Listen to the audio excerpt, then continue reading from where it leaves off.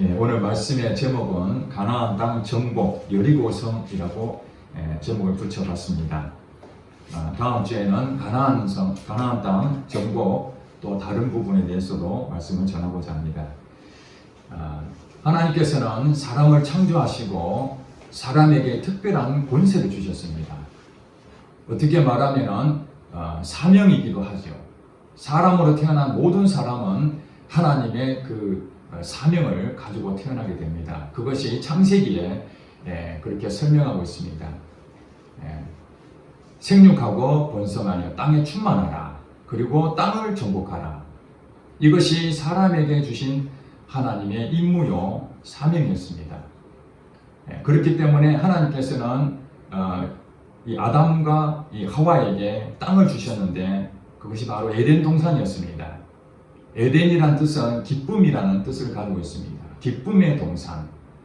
우리 사람에게는 삶의 터전이 있는데 그것이 바로 땅이 있어야 되는 것입니다. 영토를 잃어버리면 다 잃어버리는 것이죠. 고대로부터 지금까지 땅을 얻으려고 그렇게 많이 전쟁을 하고 피를 흘리고 지금도 부동산 가격이 끊임없이 오르는 이유가 그 집을 사야 되는 거죠. 그게 삶의 터전이니까. 살 사람은 많고 팔 사람은 없으니까 자꾸 오르는 것이 아니겠습니까? 특별히 우리나라는 땅이 좁은 때 사람들이 그 집을 얻으려고 하는 사람이 너무 많기 때문에 집값이 계속 오르고 있는 것입니다. 하나님께서는 이 땅을 정복하라. 사람에게 주신 것은 그냥 주어지는 것이 아니라 그 땅을 정복해서 얻어야 된다는 사실입니다. 문제는 어떻게 정복을 하느냐 하는 것이죠. 사람들에게는 하나님을 믿는 믿음으로 그 땅을 정복하라고 말씀하셨습니다. 힘으로 땅을 정복하려고 하는 사람이 많이 있습니다. 그러나 그것은 세상의 방법이고 하나님의 방법은 하나님을 믿는 믿음으로 땅을 얻는 것입니다. 그것이 바로 우리가 오늘 본문에 봤던 가나안 땅을 정복하는 것이죠. 하나님께서는 아브라함을 부르셔서 그에게 믿음의 조상이라는 칭호를 허락해 주셨는데 그 이유가 무엇이냐면은 그 아브라함의 후손들 통해서 하나님은 하나님의 나라를 세우고자 하는 것이죠.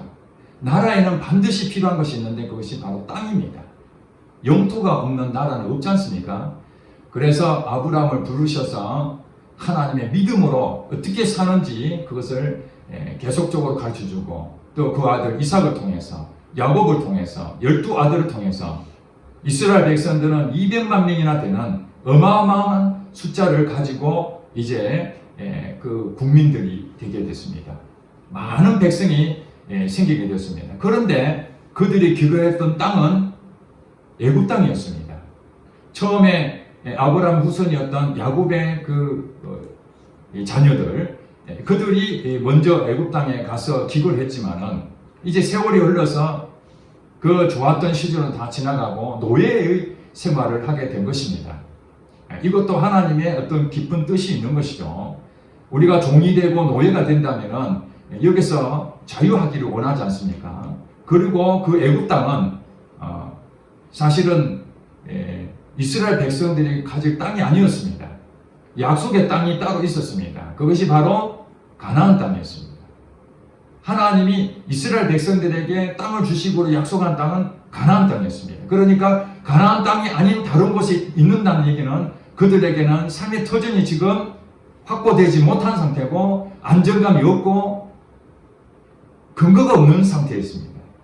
그래서 하나님께서는 모세를 통해서 노예 생활과 종살이했던 그들에게 애굽 땅을 떠나서 내가 지시할 땅으로 가라. 그 땅이 여러분 너무나 잘 아시는 가나안 땅이었던 것입니다. 창세기에 하나님께서 우리 인류, 사람에게 부여하신 임무와 사명이 있다면 그것이 땅에 충만하고 정복하는 것이었습니다. 그런데 노예 생활했던 이스라엘 백성들은 땅을 정복하지도 못하고 충만하지도 못한 그런 상태에 있었다는 것입니다. 그래서 이제 이스라엘 백성들은 하나님이 말씀하시는 창세기에 나와 있는 사람에게 부여한 임무와 그 사명을 감당하기 위해서 땅을 차지해야 되는 거예요. 하나님께서 그 땅을 주시겠다는 약속이 있다면 이제 그들은 그 땅을 차지하려고 그게 들어가야 되는 것이죠. 정복해야 되는 것입니다. 그렇지만 그들은 여전히 애굽 땅에 종살이했던 세상적인 그런 생각이 가득 차 있었기 때문에 가나안 땅에 들어가서 정복할 능력이 없었습니다. 한마디로 힘이 부족했다는 것입니다. 힘이라는 것은 인간의 힘을 말하는 것이 아닙니다. 하나님을 믿는 믿음, 이 믿음에 힘이 없었다는 것이에요. 조그만 어떤 일이 생기면 하나님을 믿지 못하고 도망이나 가려고 하는 그런 연약한 상태에 있었기 때문에 하나님은 부득이 광야 40년이라는 시간을 주신 것입니다. 그래서 그 시간 동안 하나님이 어떤 하나님이신지 이 광야 생활을 통해서 이 척박하고 위험한 이 지역에서 사실은 그 땅은 하나님이 주신 땅이 아닙니다. 거기서 원래 살아야 될 땅이 아닙니다. 애굽 땅도 그들이 살아야 될 땅이 아니고 광야도 거기서 살아야 될 땅이 아니었습니다. 그러나 가나안 땅을 얻기 위해서 부득불 그들은 이런 훈련의 과정을 거치게 된 것이죠. 그래서 우리가 광야 학교라고 말씀하고 있는 것입니다. 그들은 이제 40년 동안의 그 훈련을 받고 드디어 모세는 그 가나안 땅을 바라보면서 죽게 됩니다. 모세의 후계자였던 여호수아가 그 바통을 이어받아서 가나안 땅을 정복하는 지도자로 세워졌습니다. 이제 그들이 할 수 있는 일은 무엇인가? 하나님을 믿는 그 믿음으로 가나안 땅을 정복하는 것입니다.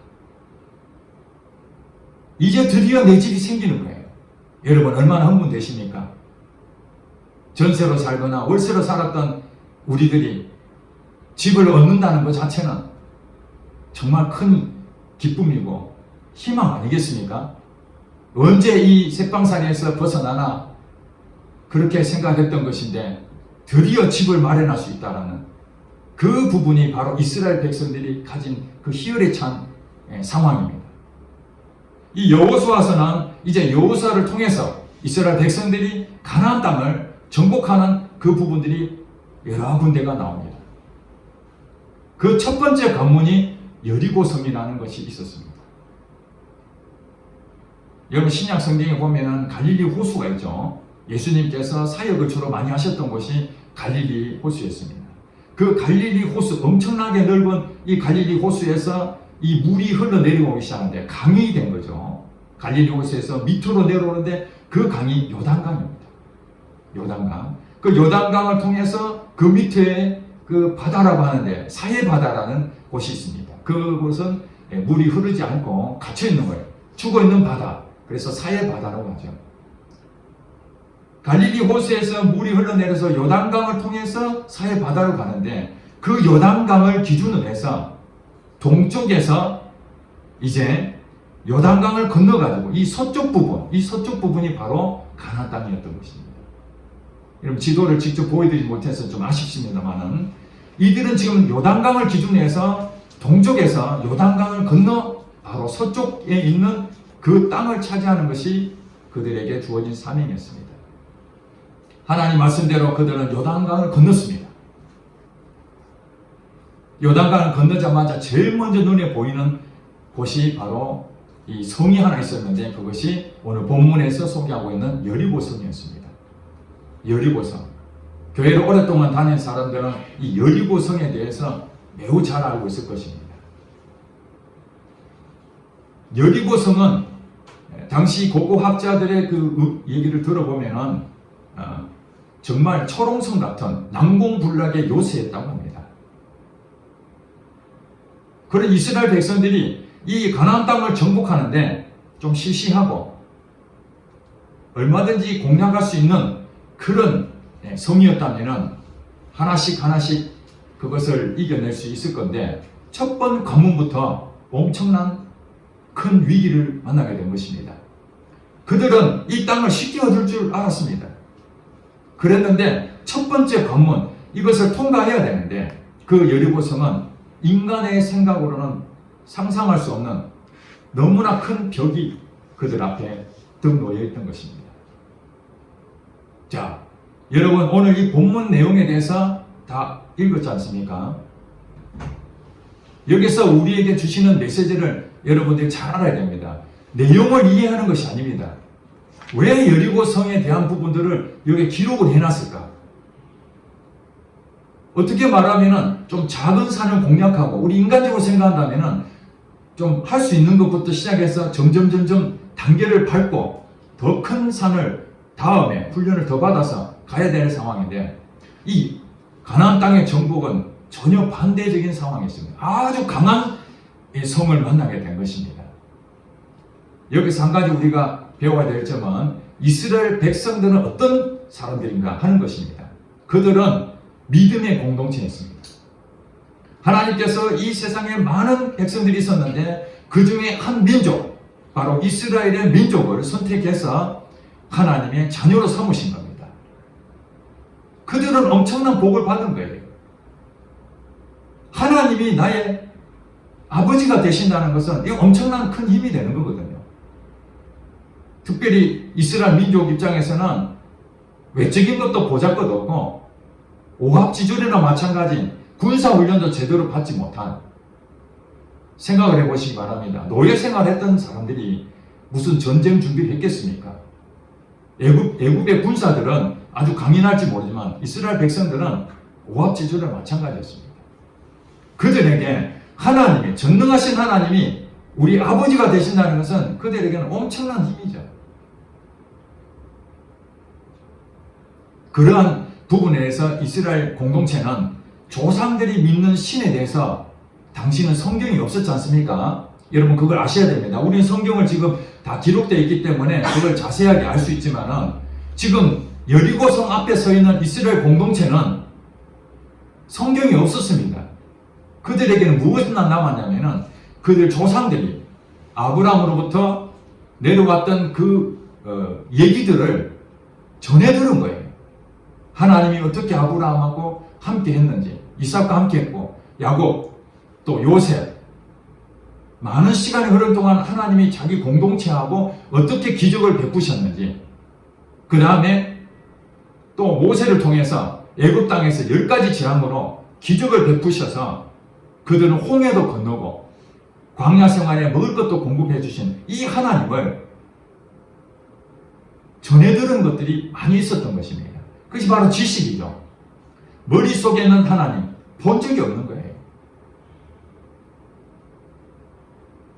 실질적으로 갈렙과 여호수아만 모세랑 함께 있으면서 하나님의 많은 기적을 체험했죠. 그렇지만은 지금 가나안 땅에 들어가는 이 여리고성 앞에 서 있는 이 이스라엘 공동체는 대부분 애굽 땅에서 탈출했던 그 사람들은 1세대들은 다 죽어버리고 이제 자녀들이, 2세대인 자녀들이 이 여리고성을 정복하게 되었다는 사실입니다. 귀로만 듣던 하나님, 자기 부모님으로부터, 그 조상으로부터 들었던 그 하나님을 이제는 가나안 땅에 들어가서 이 여리고성 앞에서 처음으로 하나님이 어떤 분인지를 이제 적용하는 시간이 되었다는 것입니다. 여러분, 여리고성을 딱 볼 때에 이스라엘 공동체가 뭘 느꼈겠습니까? 이야, 우리가 저걸 충분히 해낼 수 있겠구나. 이렇게 생각하는 사람은 아무도 없었다는 것입니다. 말씀드린 것처럼 그 성은 너무너무 튼튼했고 요새와 같았고 사람이 생각해서 도저히 정복할 수 없는 그런 어마어마한 장벽을 그들은 피부로 느꼈습니다. 자, 그러면 이제 일반적인 얘기를 한다면은 그걸 보고 이스라엘 공동체는 어떤 생각을 했겠습니까? 일반적으로 생각한다면 그렇잖아요. 야, 어떻게 하면 저것을 정을 무너뜨릴 수 있을까? 전략회의를 짜고 밤에 기습 공격을 할 것인지, 아니면은 고대 전투에서 늘 있었던 것처럼 사다리를 타고 올라가든지, 아니면 뾰족한 그것을 몽둥이 같은 그런 것으로 문을 계속 받아버리든지, 어떤 방법이든지 그들은 이 성을 정복할 수 있는 방법을 인간의 머리로서 짜낼 수 있는 많은 계산을 했을 것입니다. 이것이 바로 우리 일반적인 우리 사람들이 생각할 수 있는 방법이에요. 어떤 문제가 생기면은 여러분 이걸 생각하셔야 됩니다. 지금 얘기로는 여리고성이라는 한 성을 얘기하지만은 우리 인생에 살면서 창벽이 있다. 요것 점은 내가 얼마든지 해결할 수 있어. 이런 것도 있지만은 때로는 내가 넘지 못할 어마어마한 큰 장벽이 있을 수 있습니다. 감당할 수 없는 그런 일이 왔을 때에 우리는 어떻게 그 장벽을 이겨낼 수 있겠는가 하는 질문을 우리는 해야 됩니다. 거기서 두 가지의 가정을 할 수가 있는 것입니다. 일반적인 생각은 방법을 짜보는 거죠. 어떻게 하면 그것을 할 수 있는가? 내 가지고 있는 모든 경험과 내 지식과 이런 것을 가지고 그 성을 무너뜨릴 방법을 찾아보는 것이죠.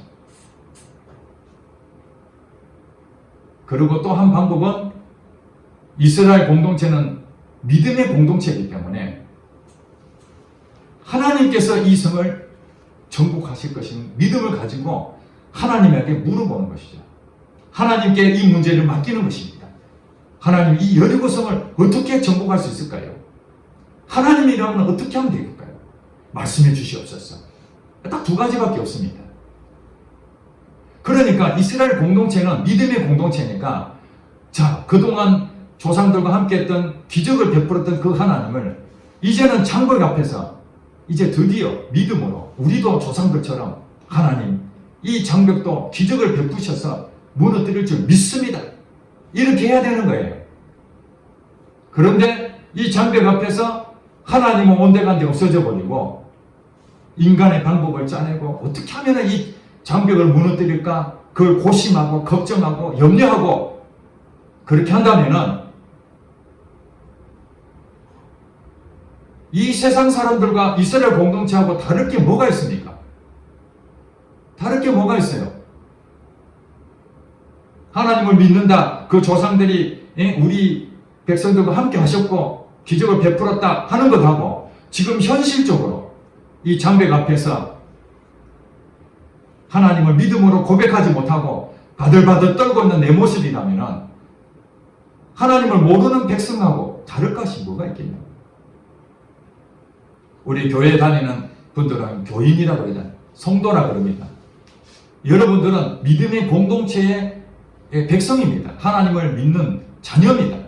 그렇다면 여러분 인생 가운데에 이러한 여리고성을 만나게 되면은 여러분이 어떻게 하면 이 여리고성을 정복할 것인가 이 고민을 한다면은 그것은 하나님을 믿는 것이 아니라 세상 사람들하고 구별이 안 된다는 것입니다. 그걸 누가 하느냐? 세상 사람들이 더 잘합니다. 하나님 믿는 사람이나 안 믿는 사람 똑같네. 이 소리가 그런 얘기 아닙니까? 그러면은 하나님의 방법이 무엇인가? 오늘 성경에 여러분 읽은 것처럼 하나님은 여호수아에게 지도자인 여호수아에게 말씀하십니다. 여리고성을 정복할 수 있는 방법을 가르쳐 주십니다. 그것이 바로 그 성이 있는데 그 성을 백성들이 매일 한 바퀴씩 도는 겁니다. 성을 도는 것입니다. 그리고 일곱째 날에는 성을 7바퀴 도는 것입니다. 그리고 마지막에 제사장들이 나팔 소리를 크게 불면은 그 7일째 되는 날 7바퀴 돌고 나팔을 불면은 그때 크게 외치는 거예요. 한 바퀴 돌 때는 입을 뻥긋하면 안 되고 침묵해야 되는 것이고 마지막 7바퀴 돌고 난 다음에 외치라 할 때 나팔 소리 나면 그때 외쳐야 되는 것이 하나님께서 여호수아에게 말씀하신 것입니다. 이것이 여리고성을 무너뜨릴 수 있는 하나님의 방법이었습니다. 참 기가 막힌 일 아닙니까? 여러분들은 지금 여리고성이 무너진 걸 다 성경에 기록되어 있으니까 여러분들 다 이해하실 수 있을지 모르지만은 이걸 여호수아에게 전달했던 하나님 명령을 여호수아가 듣고 이게 아멘 했겠습니까? 하나님이 도대체 무슨 얘기 하시는 거야? 아니 전쟁하면서 전투를 해야 되는데 성을 이렇게 돌면은 무슨 무너진다는 거야? 이게 말이 안 되는 거잖아요. 여호수아도 감당이 안 될 하나님의 말씀이었는데 그걸 그대로 믿고 제사장들과 백성들에게 이 얘기를 전달합니다. 그대로 전달합니다. 거기 있는 사람들이 다행히도 성경에 보니까 여호수아 말을 들었다고 보여집니다. 왜냐하면 순종했거든요. 이것이 중요하다는 것입니다. 내 생각은 이렇게 저렇게 해야 되겠다고 생각했지만 하나님이 말씀하시면은 하나님 말씀이 옳은 겁니다. 내가 아무리 그것을 지식을 많이 가지고 경험을 많이 가졌다 할지라도 하나님이 아니라 그러면은 그건 틀린 것입니다. 이것이 믿음의 공동체가 해야 될 일입니다. 안 믿는 사람과 믿는 사람의 구분이 거기서 나타나는 겁니다. 안 믿는 사람은 자기가 주인이기 때문에 자기 생각대로 갑니다. 자기가 옳다면 옳은 겁니다. 아무리 주변에서 뭐라도 내가 맞다 맞는 겁니다. 그러나 믿음의 공동체는 내가 아무리 맞다 하더라도 어쩌면 이스라엘 공동체 전부가 맞다 하더라도 하나님이 아니다 그러면은 아닌 것입니다. 이게 명확합니다. 그것이. 그래서 진짜로 그런 일이 벌어졌나? 10절에 보니까 여호수아가 백성에게 명령을 이르되 너희는 외치지 말며 너희 음성을 들리게 하지 말며 너희 입에서 아무 말도 내지 말라. 그리하다가 내가 너희에게 명령하여 외치라 하는 날에 외칠지냐. 이스라엘 백성들이 할 수 있는 일 딱 이거밖에 없습니다. 한 바퀴 돌 동안은 침묵하라. 마지막 날 7바퀴 돌고 그 다음에 나팔 보면은 그때 크게 외치라. 딱 한 가지밖에 없습니다. 이걸 그대로 지키면 되는 것입니다. 여리고성이 무너지고 안 무너지고는 그것은 백성들의 책임이 아니다 그런 얘기 아니겠습니까? 하나님이 책임지신다는 것입니다. 진짜 그런가? 5절에 볼까요? 제사장들이 양각 나팔을 길게 불어 그 나팔 소리가 너희에게 들릴 때에는 백성은 다 큰 소리로 외쳐 부를 것이라. 그리하면 그 성벽이 무너져 내리리니 백성은 각기 앞으로 올라갈지니라. 이것은 앞으로 되어질 일을 하나님의 말씀을 듣고 여호수아가 백성들에게 지금 얘기하는 것입니다. 이루어지지 않은 상태입니다. 지금 여전히 여리고성은 튼튼하고 난공불락한 요새입니다. 자, 이때에 7바퀴 돌고 나팔 소리 불면은 큰 소리로 외치면은 어떤 일이 벌어진다고? 성벽이 무너져 내린다. 이 여호수아도 제정신이 아닙니다.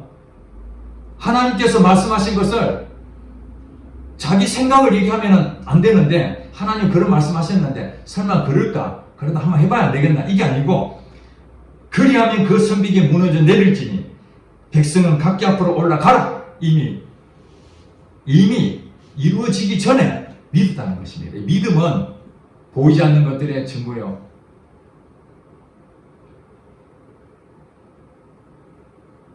하나님께서 말씀하시기에 믿음은 보이는 것들의 실상이요 보이지 않는 것의 증거라고 말씀하신 그 이유가 믿음은 실제라는 거예요. 미래에 일어날 일을 지금 내가 믿고 있는 것입니다. 이 여호수아가 그 믿음을 가진 거예요. 자, 믿음의 공동체 지도자가 이 믿음을 가지고 말씀했습니다. 이제 어떤 일이 일어났느냐? 20절에 볼까요? 20절. 요 내용 그대로 20절에 보면은 이에 백성은 외치고 제사장들은 나팔을 불며 백성이 나팔 소리를 들을 때에 크게 소리 질러 외치니 성벽이 무너져 내린지라. 이건 이제 결과가 나온 것입니다. 요 20절은 이제 외쳐가지고 난 다음에 성벽이 무너져 내리는 그 현장을 이스라엘 백성들이 그대로 다 본 거예요.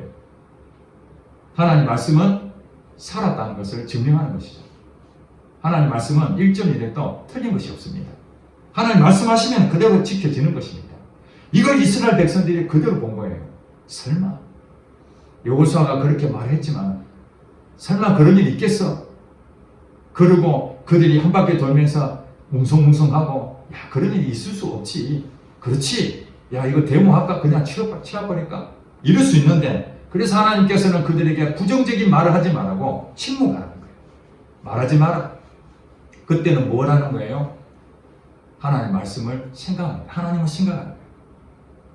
결국에는 이 사건이 하나님의 완전한 승리로 끝난 거예요. 이스라엘 공동체 하는 일이 아무것도 없었습니다. 그냥 돌아가는 것밖에 없었어요. 마지막에 소리치는 것밖에 없었습니다. 이것으로 성이 다 무너졌어요. 있을 수 있는 일입니까? 하나님이 말씀하시면은 그 어떤 것도 다 그것을 기적처럼 해낼 수 있다는 것을 우리에게 보여주신다는 이 사건입니다. 자, 여러분 그런데 이 이스라엘 백성들이 하나님의 말씀이 분명하다면 이제는 하나님 말씀을 들어야 될 거 아닙니까? 오늘 본문에 보니까 여호수아가 하나님 말씀을 들었기 때문에 그런 전략을 세울 수 있었는데, 여호수아나 백성들이 하나님이 이 여리고성을 어떻게 무너뜨려야 될지 아무도 몰랐다면 어떻게 점령하겠습니까? 혹시 하나님이 이렇게 생각하실까? 저렇게 생각하실까? 아무 대답을 못 들으면 결국에는 자기가 생각한 범위 내에서 여리고성을 공략하려고 애를 썼지 않겠습니까? 그러니 여기서 매우 중요한 건 뭐냐면은, 내 생각과 하나님의 생각이 있는데, 내 생각은 내가 잘 알잖아요. 하나님의 생각을 알아야 되는 거예요. 그러니까 우리의 그 앞에 나타나는 이 많은 장벽들을 무너뜨릴 수 있는 유일한 방법은 하나님이 그 전략가시기 때문에 하나님의 생각이 무엇인지만 알면 되는 거예요. 첫 번째, 하나님의 생각부터 알아야 됩니다. 거기 가지 마라 하면은 어떻게 됩니까? 딱 하나님이 말씀하신 게 내한테 느껴졌어요. 깨달아졌어요. 그러면 안 가야 되는 것입니다. 하나님 말씀을 못 들으면은 지금 가야 되는지 서야 되는지 그걸 모르니까 그냥 가버리는 거죠. 자기 생각대로 가는 거예요. 그런 성도들이 너무나 많다는 거예요. 장벽 앞에서 인간의 계산을 다 하고 내 방법 다 동원해가지고, 왜냐? 하나님이 음성을 못 들으니까, 하나님 말씀하시는 거 못 들으니까 그냥 내 마음대로 해버리고, 하나님 도와주세요, 하나님 여리고성을 어떻게든 무너뜨리게 해주세요. 그게 기도가 되는 것입니까?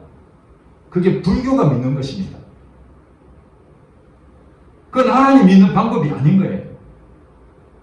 내 방법대로 하면서 여리고성이 무너지길 바라고 있다는 아니라는, 하나님 말씀대로 해야 하나님 책임지신다는 거예요. 그러니까 하나님 말씀이 무엇인지 우리는 분명하게 알아야 되죠. 먼저 첫째가 하나님 말씀이 내게 무엇인지를 알아야 됩니다. 그거 모르고 살면은 신앙생활 10년 20년 믿어도 제자리 걸음입니다. 어떤 일이 어려움이 오더라도 항상 자기 생각부터 합니다. 그러니 어떻게 예수를 안 믿는 사람하고 예수 믿는 사람하고 다를 게 하나도 없는 거예요.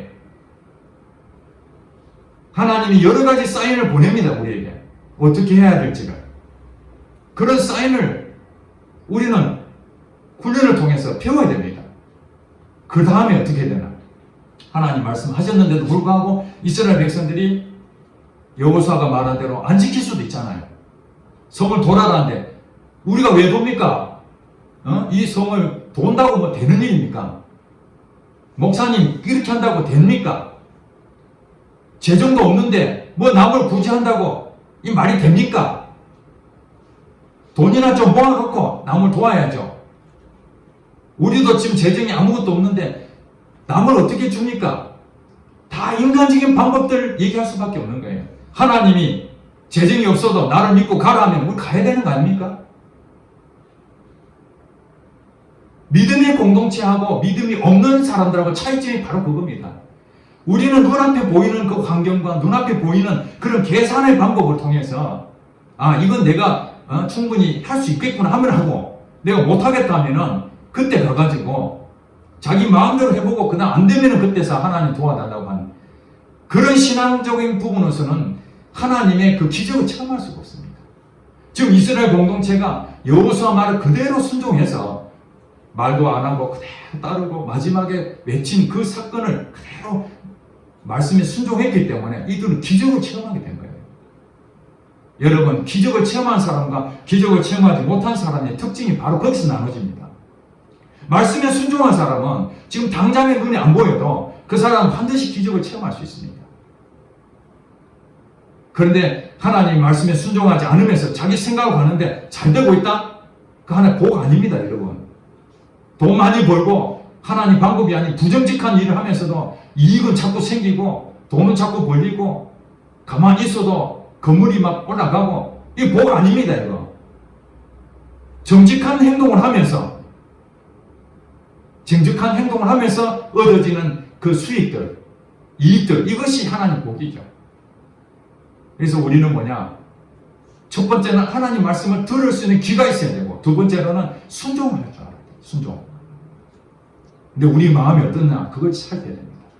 우리 마음이 굳어 있으면 하나님 말씀은 순종하기 어렵습니다. 그래서 예수님께서 마태복음 5장 5절에 온유한 자는 복이 있나니 저희가 땅을 기업으로 받을 것이다. 이렇게 말씀했습니다. 온유한 자가 무엇을 얻는다고요? 땅을 기업으로 얻는다. 여리고성을 정복할 수 있는 사람 누구냐? 온유한 자가 얻는다. 그 얘기입니다. 여러분 마음이 왜 온유해야 되는가? 온유하다는 것은 하나님 말씀을 하면은 내 생각을 그냥 버려버리고 따라간다. 그게 온유한 자예요. 마음이 부드러우니까 수용할 줄 아는 거죠. 내 고집이 세고 자존심이 강하고 내가 옳다면 옳고 그런 사람들은 하나님 말씀하면은 하나님 말씀이 귀에 안 들어오죠. 온유하지 못하기 때문에. 그러면은 기적을 체험할 수가 없는 거예요. 그래서 예수님께서 씨 뿌리는 비유에서 옥토밭이 돼야 된다는 것이 이 마음밭이 온유한 자가 되라는 거예요. 거기서 결실하는 겁니다. 마음이 넓지도 못하고 항상 자기 중심이고 자기가 말하는 것이 법이고 내 방식이 맞고 이대로 가면 땅을 얻지도 못하고 기적을 체험할 수가 없어요. 여러분 기적의 주인공 되시기 원하십니까? 그렇다면 여러분들은 여러분 생각이 아무리 옳다고 하더라도 하나님 말씀이 옳다는 것을 오늘 여기에서 증명했잖아요. 성을 한 바퀴 도는 것이 무슨 의미가 있습니까? 성을 돈다고 무너집니까? 아닙니다. 하나님께서는 이 여리고 방법처럼 다른 전쟁터에서도 몇 번 계속해서 성을 돌아라 얘기한 것입니까? 아닙니다. 여리고 성에만 성을 돌아라고 한 거예요. 다른 전쟁에서는 하나님 다른 방법을 하십니다. 그러니까 우리는 뭐냐? 하나님이 이렇게 하라면 이렇게 하는 거. 하나님 방법은 여러 가지가 있다는 거예요. 내 생각으로 그 방법이 수용이 안 되니까 그것을 받아들이지 못하는 거죠. 못 받아들인다는 얘기는 온유하지 못하다는 증거입니다. 우리는 기도해야 됩니다. 하나님 내 마음이 온유하지 못해서 하나님 말씀이 내게 순종이 안 되고 그런 열매가 안 나타나니 어떻게 기적을 체험할 수 있겠습니까? 용서해 주시옵소서 회개하고 하나님 앞에 눈물로서 바로 선다면 하나님께서 우리의 또 마음을 또 회복시켜 주셔서 성령의 충만함으로 하나님 우리 영적 귀를 열어주시고 또 순종할 수 있는 힘을 또 주신다는 사실입니다. 우리는 믿음의 공동체에 소속되어 있습니다.